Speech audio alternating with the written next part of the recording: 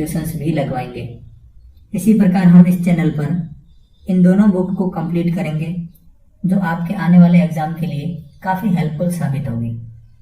आपसे सिर्फ इतना अनुरोध है कि आप इस वीडियो को लाइक करें और चैनल को सब्सक्राइब जरूर करें, ताकि इस चैनल पर जो भी वीडियो अपलोड होते हैं वो आपको कंटिन्यूसली मिलते रहें और हमें भी लगातार वीडियो बनाने के लिए मोटिवेशन भी मिलता रहे। शुरू करेंगे आज की हमारी क्लास। टॉपिक है हमारा भारत का इतिहास।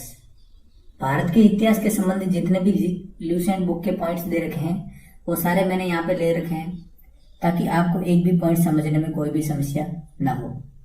सबसे पहले शुरुआत करते हैं भारत के इतिहास में। उत्तर में हिमालय से लेकर दक्षिण में हिंद महासागर तक फैला है। ये भारत की स्थिति की बात की जा रही है कि भारत की स्थिति जो है उसके उत्तर में हिमालय पर्वत है और दक्षिण में जो है वो हिंद महासागर फैला हुआ है। यह उपमहाद्वीप भारतवर्ष के नाम से भी जाना जाता है। यूनानियों ने भारत को इंडिया तथा मध्यकालीन मुस्लिम इतिहासकारों ने हिंद अथवा हिंदुस्तान के नाम से भी संबोधित किया है। यूनानियों ने भारत को जो है इंडिया नाम दिया, और ये भी कई बार पूछा इंडिया किसके कारण दिया है, तो इंडस रिवर के कारण दिया है, यानी सिंधु नदी के नाम पर ही यूनानियों ने भारत का नाम इंडिया रखा है। उसके बाद देखिए मुस्लिम इतिहासकारों ने भारत का नाम हिंदुस्तान या फिर हिंद रखा है। आगे पॉइंट्स देखते हैं।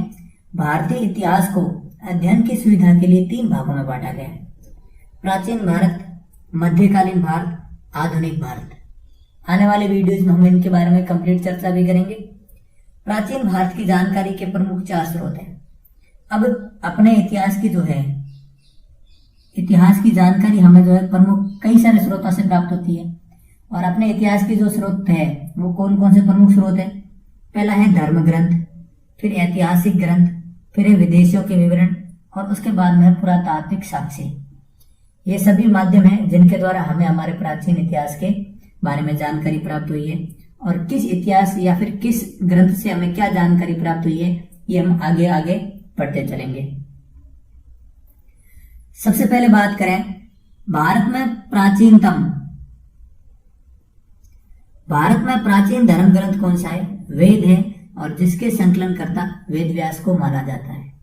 तो भारत में सबसे प्राचीन धर्म ग्रंथ किसको माना जाता है, वेदों को माना जाता है, और इसके संकलनकर्ता कौन है, वेद व्यास जी है। वेद जो है हिंदू धर्म में जो है टोटल कितने वेद है, 4 वेद है: ऋग्वेद, यजुर्वेद, सामवेद, अथर्ववेद। टोटल 4 वेद है: ऋग्वेद, यजुर्वेद, सामवेद, अथर्ववेद। शुरुआत हम लोग करेंगे ऋग्वेद से। पहला वेद कौन सा है, ऋग्वेद, जो सबसे पुराना वेद भी माना जाता है। इसमें 10 मंडल और 1028 सूक्तियां हैं। तो ध्यान रखेंगे ऋग्वेद के अंदर टोटल कितने मंडल है, 10 मंडल है और 1028 सूक्त है, जिसके अंदर वाल्खिल्य पाठ के 11 सूक्त भी जो है वो शामिल है।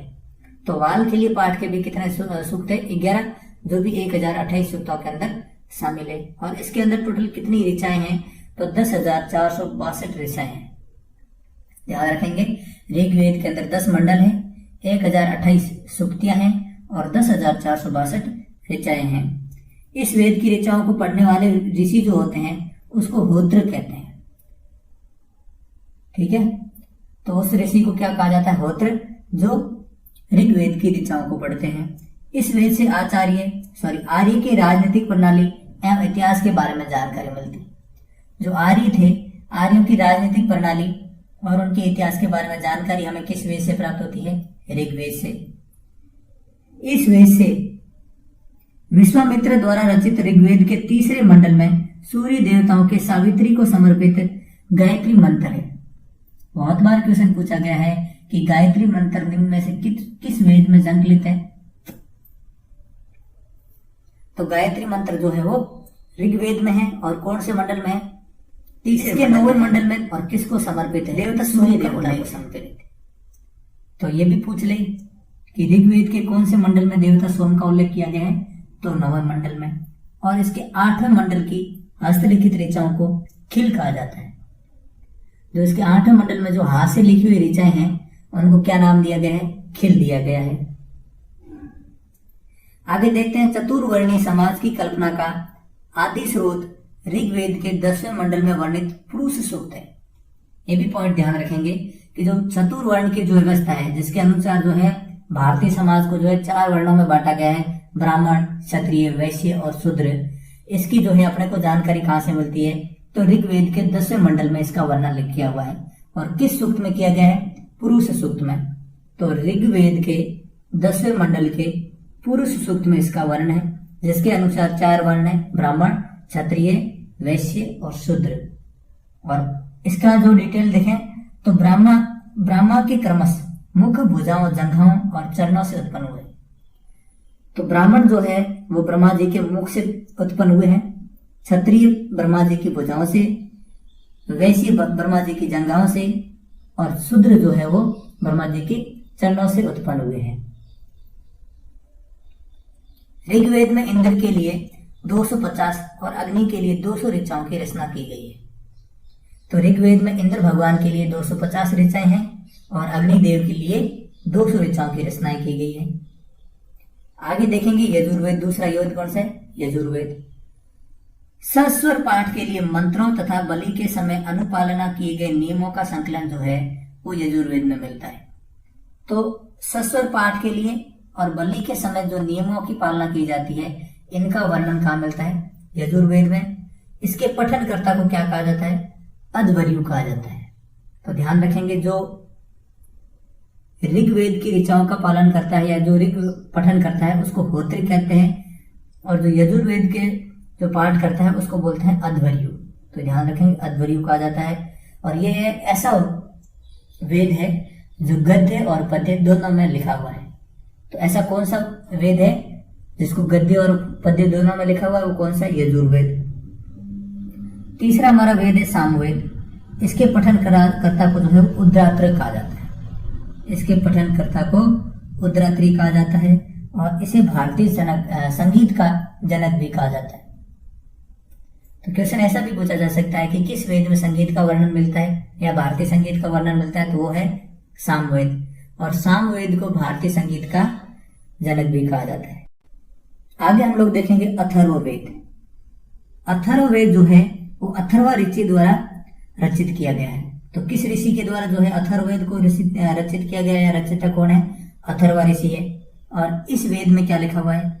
इसमें रोग निवारण, तंत्र मंत्र, जादू टोना, साप, वशीकरण, औषधि, अनुसंधान, विवाह, प्रेम आदि का उल्लेख किया गया है।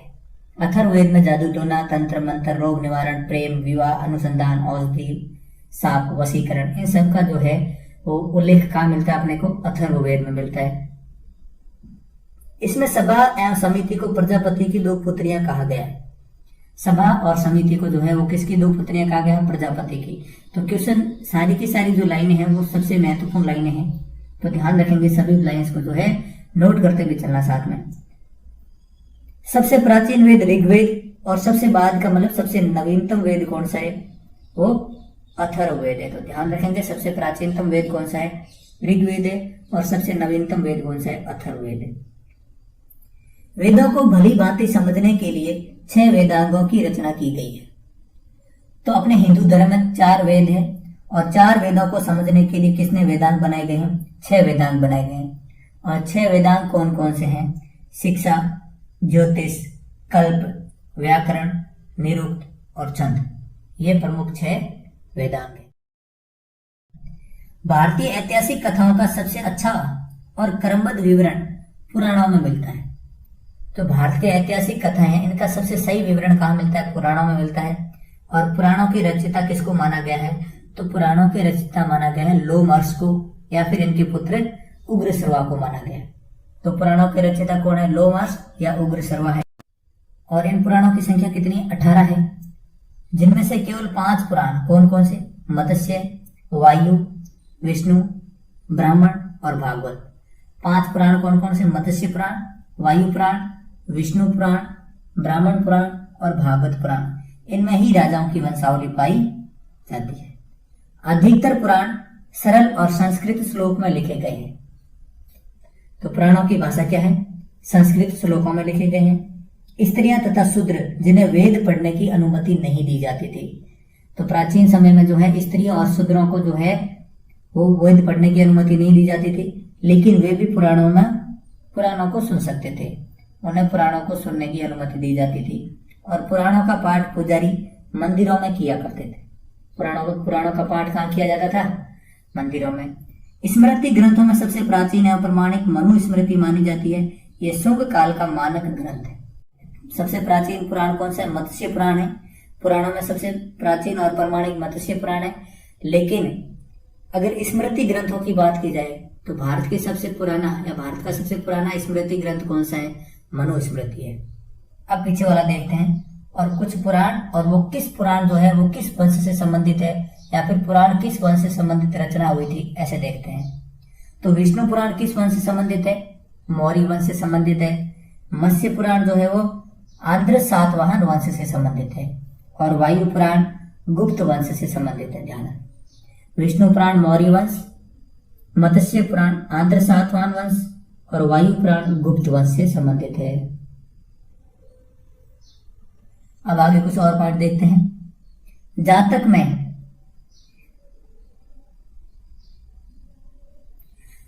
में बुद्ध की पूर्व जन्म की कहानी वर्णित है। तो बुद्ध के पुनर्जन्म की कहानियों को कहाँ लिखा गया है या कहाँ वर्णन किया गया है? जातक में। तो ये जातक ग्रंथ का नाम भी ध्यान रखेंगे। यीनयान, बुद्ध की मृत्यु के बाद बौद्ध धर्म जो है वो दो शाखाओं में बंट गया। आप आगे भी पढ़ेंगे, महायान और हीनयान। महायान और हीनयान। तो हीनयान का प्रमुख ग्रंथ कौन सा है? कथा वस्तु है, जिसमें महात्मा बुद्ध के जीवन चरित्र का वर्णन किया जाता है। क्वेश्चन यहाँ से ये बन सकता है कि कथा वस्तु बौद्ध धर्म के किस शाखा का प्रमुख ग्रंथ है? तो वो है हीनयान शाखा का। जैन साहित्य को आगम कहा जाता है। ये भी वेरी इंपोर्टेंट पॉइंट्स बन जाता है। यहाँ पे कई बार क्वेश्चन पूछे जाते हैं कि जैन साहित्यों को क्या कहा जाता है? जैन साहित्यों को आगम कहा जाता है। और जैन धर्म का प्रारंभिक इतिहास कल्पसूत्र से ज्ञात किया है। तो जैन धर्म के जितने भी 24 धर्म गुरु हुए थे या तीर्थंकर हुए थे, इन सभी की जानकारी हमें कहाँ से प्राप्त होती है? कल्पसूत्र से। और कल्पसूत्र के बारे में इसकी रचना जो है भद्रबाहु ने की थी। इन सब के बारे में हम जो है आगे आने वाली वीडियो में बात करेंगे। अर्थशास्त्र के लेखक कौन है? चाणक्य। ये जनरली सबको पता होता है, जिनको कौटिल्य या फिर विष्णुगुप्त भी कहा जाता है। यह 15 अधिकरणों और 180 प्रकरणों में विभाजित है। अर्थशास्त्र के रचयिता कौटिल्य, चाणक्य या विष्णुगुप्त है, ये समय पता है। लेकिन ये पॉइंट भी साथ में याद रखेंगे कि इसके टोटल कितने अधिकरण है? 15 अधिकरण है और 180 प्रकरण है। और इसमें मौर्यकालीन इतिहास की जानकारी प्राप्त होती है। आगे कुछ पॉइंट्स देखते हैं। संस्कृत साहित्य में ऐतिहासिक घटनाओं को क्रमबद्ध लिखने का सर्वप्रथम प्रयास कलहड़ ने किया था। संस्कृत के साहित्य को सबसे पहले क्रमबद्ध लिखने का प्रयास कलहड़ ने किया था। और किस पुस्तक में किया था? कलहड़ की पुस्तक जनरली हम याद रखते हैं राजतरंगिणी, और जिसके अंदर उन्होंने जो क्या लिखा था? कश्मीर के इतिहास को लिखने का प्रयास किया था। तो राजतरंगिणी में किसका इतिहास है? तो कश्मीर का इतिहास है। किसने लिखा था? कलहड़ ने। और किस भाषा में लिखा था? संस्कृत में लिखा था। तो संस्कृत साहित्य का सबसे महत्वपूर्ण उदाहरण है राजतरंगिणी पुस्तक, कलहड़ के द्वारा रचित है। अरबों की सिंध विजय का वृतांत चचनामा में मिलता है। अरब जो है वो भारत में आते थे और सिंध पर विजय प्राप्त करते हैं। ये सब वर्णन जो है ये हमें कहाँ मिलता है? सचनामा में मिलता है। और इसके लेखक है अली अहमद। तो सचनामा के लेखक कौन है? अली अहमद। अष्टाध्यायी संस्कृत भाषा के व्याकरण की पहली पुस्तक है। तो अष्टाध्यायी जो है वो संस्कृत व्याकरण की पहली पुस्तक है और इसके लेखक है पाणिनि। ये भी ध्यान रखेंगे। इससे मौर्य के पहले का इतिहास तथा मौर्य युगीन राजनीतिक अवस्था की जानकारी प्राप्त होती है। मौर्य वंश से पहले मगध साम्राज्य पर किसका शासन था या किस प्रकार का जो भी इतिहास था उसमें जो है किसमें वर्णन है? अष्टाध्यायी में है। तथा मौर्य के समय राजनीतिक व्यवस्था किस प्रकार की थी, इसका भी वर्णन पाणिनि ने अपनी पुस्तक अष्टाध्यायी में किया है। आगे देखते हैं। कात्यायन की गार्गी संहिता एक ज्योतिष ग्रंथ है। कौन सी पुस्तक? कात्यायन की गार्गी संहिता ज्योतिष ग्रंथ है। और फिर भी इसमें भारत पर होने वाले यवन आक्रमण का उल्लेख मिलता है। भाई इसमें ज्योतिष के अलावा और किसकी जानकारी मिलती है? तो भारत में होने वाले यवनों के आक्रमण के बारे में जानकारी मिलती है। किस पुस्तक में? गार्गी संहिता में। और कौन है गार्गी संहिता के रचयिता? कात्यायन है। पतंजलि जो है वो पुष्यमित्र शुंग के राजपुरोहित थे। पतंजलि किसके राजपुरोहित थे? वो पुष्यमित्र शुंग के राजपुरोहित थे। इनके महाभाष्य से शुंगों के इतिहास का पता चलता है। तो पॉइंट यहाँ पर अपने को मिल गया कि पतंजलि की जो पुस्तक थी उसका क्या नाम है? उसका नाम है महाभाष्य। और वो किसने लिखी थी? पतंजलि ने। वो किसके समकालीन थे? वो पुष्यमित्र सिंह के समकालीन थे, या फिर पुष्यमित्र शुंग के वो राजपुरोहित थे। और इससे जो है शुंगों के इतिहास के बारे में पता चलता है। अब जो है भारत के प्रमुख धार्मिक ग्रंथ और भारतीय ग्रंथों से हमें कुछ पता जो है भारत के इतिहास के बारे में जो पता चलता है वो हमने देख लिया। अब कुछ विदेशी यात्री थे जिन्होंने भारत के इतिहास के बारे में बहुत कुछ बताया, जो भारत में कुछ दार्शनिक, कुछ शिक्षा के लिए, या फिर कई लोग जो है वो बाहरी आक्रमणकारियों के साथ जो है वो भारत में राजदूत बन के आए थे। तो उन्होंने कई सारी जानकारी दी और इनमें से कुछ विदेशी यात्रियों के नाम यहाँ पे लिखे गए हैं। सबसे पहला है टेशियस। टेशियस कहाँ का रहने वाला था? तो टेशियस ईरान का राजवैद्य था, इतना ध्यान रखें। टेशियस ईरान का राजवैद्य था। अगला है हेरोडोटस। हेरोडोटस के बारे में हम सब जानते हैं, नहीं जानते तो ध्यान रखें, इसको इतिहास का पिता भी कहा जाता है। तो फादर ऑफ हिस्ट्री किसको कहा जाता है? हेरोडोटस को। और इसकी पुस्तक कौन सी है? हिस्टोरिका। तो हेरोडोटस की पुस्तक है हिस्टोरिका। इसमें इसने भारत और फारस के संबंध में वर्णन किया है। भारत और फारस में जो है जो भी व्यापारिक संबंध थे उसका वर्णन हेरोडोटस ने अपनी पुस्तक हिस्टोरिका में किया है। और हेरोडोटस को विश्व के इतिहास का जनक भी कहा जाता है। अगले हमारे विदेशी यात्री आते हैं मेगास्थनीज। हम ये जानते हैं कि जब भारत के अंदर सिकंदर का आक्रमण हुआ था, तो सिकंदर जब वापस चला गया तो वहां पर सिकंदर का सेनापति, सिंध प्रदेश जो है वो सिकंदर के सेनापति के अंडर में था, जिसका नाम था सेल्यूकस निकेटर। और सेल्यूकस निकेटर ने अपना एक राजदूत चंद्रगुप्त मौर्य के दरबार में भेजा था, जिनका नाम था मेगास्थनीज। तो मेगास्थनीज ये सेल्यूकस निकेटर का राजदूत था जो चंद्रगुप्त मौर्य के दरबार में आया था। और इसने अपनी पुस्तक इंडिका में मौर्य युगीन समाज एवं संस्कृति के विषय में लिखा है। तो मेगास्थनीज की पुस्तक का नाम याद रखेंगे, इंडिका। और इसके अंदर इसने क्या लिखा है? तो इसने लिखा है मौर्य युगीन समाज, और उस समय किस प्रकार की समाज और संस्कृति व्यवस्था थी उसके बारे में इसने वर्णन किया है। अगला है डाइमेकस। यह सीरियन नरेश अंतियोकस का राजदूत था। तो सारे महत्वपूर्ण पॉइंट है प्राचीन भारत के रिलेटेड। सीरियन नरेश अंतियोकस का राजदूत कौन था? डाइमेकस, जो बिंदुसार के राज दरबार में आया था। और इसका विवरण भी मौर्य युग से संबंधित है। तो बिंदुसार के दरबार में आने वाला अंतियोकस का राजदूत कौन था? वो था डाइमेकस। और अंतियोकस कहाँ का राजा था या कहाँ का नरेश था? वो था सीरिया का। फिर है डायनोसियस। डायनोसियस जो है वो कहाँ का राजदूत था? ये मिस्र के नरेश टॉलमी, ठीक है, टॉलमी का राजदूत था। टॉलमी फिलाडेल्फस जो है वो मिस्र का राजा था। और इसने अपना राजदूत भेजा था किसके? अशोक के दरबार में, जिसका नाम था डायनोसियस। तो ध्यान रखेंगे, डायनोसियस टॉलमी का राजदूत था जो अशोक के दरबार में भारत आया था। और टॉलमी जो है वो मिस्र का राजा था। अगला है टॉलमी। इसने दूसरी शताब्दी में भारत के भूगोल नामक पुस्तक लिखी थी। तो टॉलमी ने कौन सी पुस्तक लिखी थी? भारत का भूगोल, जियोग्राफी ऑफ इंडिया। किसने लिखी थी? टॉलमी ने। और अगला है अपना दार्शनिक प्लिनी। प्लिनी क्या लिखा था? इसने प्रथम शताब्दी में नेचुरल हिस्ट्री नामक पुस्तक लिखी थी। तो नेचुरल हिस्ट्री नामक पुस्तक किसने लिखी थी? प्लिनी ने। और भारत का भूगोल नामक पुस्तक किसने लिखी थी? टॉलमी ने। डायनोसियस टॉलमी का राजदूत था जो अशोक के दरबार में भारत आया था। डाइमेकस सीरियन नरेश अंतियोकस का राजदूत था जो बिंदुसार के समय भारत आया था। मेगास्थनीज सेल्यूकस निकेटर का राजदूत था जो चंद्रगुप्त मौर्य के दरबार में आया था। आगे देखते हैं कुछ चीनी लेखकों के बारे में। चीनी लेखक कौन कौन से? तो सबसे पहले है फाहिया। यह चीनी यात्री गुप्त राजा चंद्रगुप्त द्वितीय के दरबार में भारत आया था। ध्यान रहे कि हम अभी यही पढ़ रहे हैं कि भारत के इतिहास की जानकारी किन किन स्रोतों से प्राप्त हुई है, उन स्रोतों को पढ़ते जा रहे हैं। तो कुछ स्रोत पहले के हैं, कुछ बाद के हैं। तो इस समय के अनुसार जिन जिन दार्शनिकों ने अपनी पुस्तकें लिखी थी, इसने अपने विवरण में मध्य प्रदेश के समाज एवं संस्कृति के बारे में वर्णन किया है। इसने मध्य प्रदेश की जनता को सुखी और समृद्ध बताया। लास्ट बात यही है कि फाहियान किसके समय भारत आया था? चंद्रगुप्त द्वितीय के समय आया था। और किस राज्य में आया था? मध्य प्रदेश में। और इसने मध्य प्रदेश की जनता के बारे में अपनी पुस्तक में वर्णन किया है। दूसरा चीनी यात्री है हवेनसांग। हवेनसांग जो है वो हर्षवर्धन के समय भारत आया था। हर्षवर्धन कौन है, इसके बारे में हम लोग पढ़ेंगे आगे के कुछ वीडियोज में। वह बिहार में नालंदा जिला स्थित नालंदा विश्वविद्यालय में अध्ययन करने तथा भारत से बौद्ध ग्रंथों को एकत्र कर ले जाने के लिए आया था।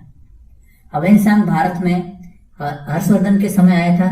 वो बिहार के नालंदा विश्वविद्यालय में पढ़ने आया था और वहां से कुछ बौद्ध धर्म ग्रंथों को इकट्ठा करने भी आया था।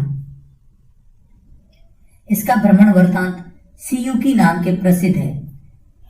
अब ये वेरी वेरी इंपॉर्टेंट है, बहुत ही महत्वपूर्ण है। हवेनसांग ने जो अपना भारत भ्रमण का जो वृत्तांत है, भारत भ्रमण ही नहीं, उसने 138 देशों का भ्रमण किया था। उन सभी का वृत्तांत इसने किस पुस्तक में लिखा है? तो सियुकी नाम की पुस्तक है। तो सियुकी नाम की पुस्तक में किसका वर्णन मिलता है? तो हवेनसांग के भारत भ्रमण का वर्णन मिलता है।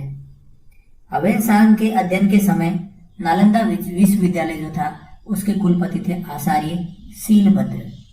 तो हवेनसांग के समय भारत के नालंदा विश्वविद्यालय के कुलपति कौन थे? आचार्य शीलभद्र थे। इसिंग जो है ये 7वीं शताब्दी के अंत में भारत आया। इसने अपने विवरण में नालंदा विश्वविद्यालय, विक्रमशिला विश्वविद्यालय के समय के भारत का वर्णन किया। तो क्वेश्चन इनमें से ये पूछा जा सकता है कि इनमें से कौन सा एक चीनी यात्री या चीनी दार्शनिक नहीं है?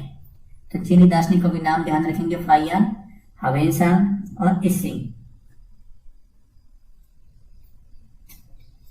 अब कुछ अरबी लेखकों के बारे में पढ़ते हैं। अरबी लेखकों ने भारत के इतिहास को किस प्रकार से जो है वो बताया है। तो अल बरूनी, अरबी लेखकों में अल बरूनी का नाम आता है। यह महमूद गजनवी के साथ भारत आया था। महमूद गजनवी ने जो है भारत में लगभग 17 बार आक्रमण किया था। इसके बारे में हम आगे पढ़ेंगे। इसके साथ जो आया था दार्शनिक, उसका नाम था अल बरूनी। अरबी में लिखी गई उसकी कृति किताबुल हिंद या तहकीक ए हिंद। तो सबसे महत्वपूर्ण पॉइंट यहीं से बनता है कि तहकीक ए हिंद या किताबुल हिंद, ये पुस्तक या ये रचना किसकी है? अल बरूनी की। अल बरूनी किसके साथ भारत आया था? मोहम्मद गजनवी के साथ। और इसे भारत की खोज भी कहा जाता है। तो तहकीक ए हिंद का मतलब होता है भारत की खोज। इसमें राजपूत कालीन समाज, धर्म, रीति रिवाज, राजनीतिक आदि पर सुंदर प्रकाश डाला गया। इसमें राजपूत समय के जो है धर्म और राजनीतिक प्रशासनिक व्यवस्था के बारे में प्रकाश डाला गया है। और अन्य लेखकों की बात करें तो अन्य लेखक आते हैं तारानाथ। तो पूछ ले तारानाथ कहाँ का लेखक था? तो ये एक तिब्बती लेखक था और इसने जो है 2 प्रमुख ग्रंथों की रचना की थी, जो नाम याद रखोगे, कंग्यूर और तंग्यूर। कंग्यूर और तंग्यूर नामक 2 ग्रंथों की रचना किसने की थी? वो है तारानाथ और ये एक तिब्बती लेखक था। आगे देखते हैं मध्य भारत में भागवत धर्म विकसित होने का प्रमाण यवन राजदूत हेलियोडोरस के बेशनगर गरुड़ स्तंभ से लेख से प्राप्त होता है। तो भारत में भागवत धर्म जो है किस प्रकार से विकसित होता है, इन सब की जानकारी हमें कहाँ मिलती है? तो भारत का जो एक यवन राजदूत था जिसका नाम था हेलियोडोरस, उसका एक गरुड़ स्तंभ लेख लिखवाया था उसने, जो कहाँ है? बेशनगर में। और बेशनगर को क्या कहा जाता है? विदिशा। तो विदिशा के गरुड़ स्तंभ लेख से हमें, हेलियोडोरस के जो लेख है गरुड़ स्तंभ लेख, उससे हमें मध्य भारत में भागवत धर्म विकसित होने की या फिर उसके भागवत धर्म बनने के प्रमाण प्राप्त होते हैं। सर्वप्रथम भारत वर्ष का जिक्र हाथी गुम्फा अभिलेख में है। भारतवर्ष जो नाम है भारत का, ये सबसे पहले हमें कहां से प्रमाण मिलता है? ये मिलता है हाथी गुम्फा अभिलेख से। सर्वप्रथम भारत पर होने वाले होण आक्रमण की जानकारी भीतरी स्तंभ शिलालेख से प्राप्त होती है। ये ध्यान रखेंगे कि अपने होड़ों के आक्रमण की जानकारी हमें किस शिलालेखों से प्राप्त होती है। शिलालेख क्या होता है? जनरली जो पत्थर पर जो लेख लिखे हुए होते हैं, जो पत्थर पर इतिहास के जो प्रमुख जानकारियां लिखी होती है, उनको शिलालेख कहा जाता है। और हमें भीतरी स्तंभ शिलालेख से किसकी जानकारी मिलती है? होड़ों के आक्रमण की जानकारी मिलती है। सती प्रथा का पहला लिखित साक्ष्य हमें एरन अभिलेख से प्राप्त होता है। और एरन अभिलेख की रचना या फिर एरन अभिलेख किसने लिखवाया था? वो थे शासक भानुगुप्त ने। तो भानुगुप्त के एरन अभिलेख से हमें सर्वप्रथम सती प्रथा के लिखित साक्ष्य प्राप्त होते हैं। रेशम बुनकर की श्रेणियों की जानकारी, रेशम बुनकरों के बारे में हमें जानकारी सबसे पहले मंदसौर अभिलेख से प्राप्त होती है, और अभिलेखों का अध्ययन जो है वो एपिग्राफी कहलाता है। साइंस का टॉपिक है, थोड़ा सा टर्मिनोलॉजी में पूछ ले कि जो अभिलेख है उनका अध्ययन क्या कहलाता है, एपिग्राफी। और प्रमुख अभिलेख हमने यहाँ पढ़ लिए, गरुड़ स्तंभ लेख जहाँ से भागवत धर्म के विकास की जानकारी मिलती है, हाथी गुम्फा अभिलेख जहाँ से भारतवर्ष नाम का जिक्र मिलता है, बेतरी स्तंभ लेख जहाँ से हमें होड़ों के आक्रमण के बारे में जानकारी मिलती है, और भानुगुप्त के एरन अभिलेख से हमें सती प्रथा के लिखित साक्ष्य भी प्राप्त होते हैं, और मंदसौर अभिलेख से हमें रेशम बुनकरों के बारे में जानकारी प्राप्त होती है। आगे हम लोग देखेंगे कश्मीरी नवपाषाणिक पुरा स्थल बुरुजोम से गर्तवार्ष का साक्ष्य मिला है। गर्तवार्ष यानी गड्ढे बना के घर रहना, गड्ढे खोद के और उसमें रहने के साक्ष्य हमें जो है कहाँ मिले हैं, वो मिले हैं कश्मीर के बुरुजोम में। प्राचीनतम सिक्कों को आहत के सिक्के कहा जाता था, इसी को साहित्य में कासारपण भी कहा जाता है। तो जो प्राचीनतम सिक्के हैं उनको जो है आहत कहा जाता है, और उन्हीं का और अन्य नाम क्या है, कासारपण। सर्वप्रथम सिक्कों पर लेख लिखने का काम यवन शासकों ने किया था। सिक्कों पर लेख लिखने का पहला कार्य किसने किया था, यवन शासकों ने किया था। और वीणा बजाती हुई मुद्रा वाले सिक्के और उसके संगीत प्रेमी होने के प्रमाण मिलता है। समुद्रगुप्त को जो है वीणा प्रेमी कहा जाता है, क्योंकि इसके सिक्कों पर इसकी जो है वो वीणा बजाते हुए तस्वीर भी बनाई हुई है। और सर्वप्रथम सिक्कों पर जो है लेख लिखने का कार्य जो है वो किसने किया था, यवन शासकों ने किया था। अब आगे हम कुछ इतिहास के कालखंडों के बारे में बात करते हैं। इतिहास को 3 प्रकार से बांटा गया है, प्राग ऐतिहासिक काल, आधि ऐतिहासिक काल और ऐतिहासिक काल। तीनों का अगर परिभाषा से देखा जाए तो क्या है, जिस काल में मनुष्य ने घटनाओं का कोई लिखित विवरण नहीं है उसको प्राग ऐतिहासिक काल कहते हैं। तो ऐसा समय जहाँ के मनुष्यों के कोई भी लिखित साक्ष्य नहीं मिलते उसको प्राग ऐतिहासिक काल में कहते हैं। और आधि ऐतिहासिक काल उस काल को कहते हैं जिस काल में लेखन कला के प्रचलन के बाद उस लेखों को पढ़ा नहीं गया, जहाँ पर लेखन कला का विकास तो हुआ लेकिन उस लेखकों को जो है अभी तक नहीं पढ़ा गया है, उसको बोलते हैं आधि ऐतिहासिक काल। और उसके बाद हम मानव इतिहास के उस काल को इतिहास कहा जाता है जिसका विवरण हमें लिखित रूप में अवेलेबल है और उसको पढ़ा भी आसानी से जा सकता है।